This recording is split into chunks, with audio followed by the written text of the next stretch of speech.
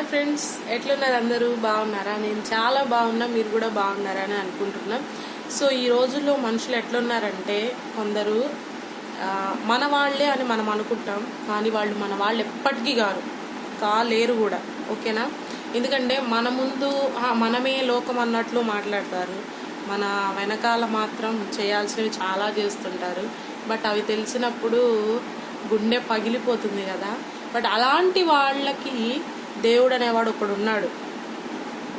ఆ దేవుడు వేసే శిక్ష చాలా కఠినంగా ఉంటుంది. సో ఆ రోజున నేను ఎందుకు ఈ తప్పు చేశానా అని చెప్పేసి మీరు బాధపడే రోజు వస్తుంది. సో అప్పుడు ఎంత ఏడ్చి మొత్తుకున్నా కానీ యూజ్ అయితే అస్సలు లేదనమాట. సో ప్లీజ్ ఎవరిని మోసం చేయకండి, ఓకేనా? ఎందుకంటే వన్స్ మీరు మనది కాదు అని అనుకున్నప్పుడు దాని గురించి వదిలేయడమే బెటర్, ఓకేనా? మళ్ళా కొన్ని రోజులు జర్నీ చేసి మళ్ళా తర్వాత మనం వదిలేసుకున్న దానికోసం ఆరాటు పడితే అది ఖచ్చితంగా కరెక్ట్ అయితే కాదు, ఓకేనా? ఇది నా పర్సనల్ ఒపీనియన్ అనమాట. అంటే నాకు అనిపించింది, నేను చెప్తున్నా. నేను కొన్ని చూస్తున్నాను మా పక్కన, అంటే నా ఫ్రెండ్ సర్కిల్లో కానీ, అండ్ కొన్ని చూస్తున్నా. సో అందుకే నేను ఒక వీడియో అయితే చేయాలనుకున్నా. అందుకే చెప్తున్నా ఫ్రెండ్స్, ప్లీజ్ ఎవ్వరు నమ్మొద్దు, ఓకేనా?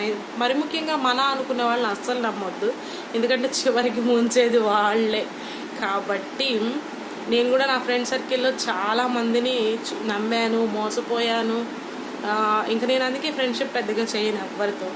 నాకు నచ్చదు అసలు, నా ఫ్రెండ్షిప్పే నచ్చదు తెలుసా, నిజం చెప్పాలంటే. కాకపోతే ఏదో హాయ్ అంటే హాయ్, బాయ్ అంటే బాయ్, అంటే పేరుకే ఉన్నారు ఫ్రెండ్స్. లిటరల్లీ ట్రూ ఫ్రెండ్స్ అయితే కాదనమాట. నేను ఫ్రెండ్షిప్ చేయను కూడా, నాకు అసలు ఫ్రెండ్షిప్పే నచ్చదు నిజం చెప్పాలంటే. ప్లీజ్ అందరూ జాగ్రత్త. ఎందుకంటే మనం కొంచెం క్లోజ్గా మాట్లాడితే చాలు నమ్మేస్తాం, ఇంక వీళ్ళు మన వాళ్ళేనేమో, వీళ్ళతో ఏమైనా చెప్పుకోవచ్చేమో అని అనిపిస్తుంది. బట్ తర్వాత తెలుస్తుంది మనం ఎంత తప్పు చేస్తున్నాం. అంటే వాళ్ళు అంటే వాళ్ళ దృష్టిలో మనమేంటో మనకి కొన్నాళ్ళకి తెలుస్తుంది. అప్పుడు బాధపడే యూజే ఉంది చెప్పండి. So take care all of you.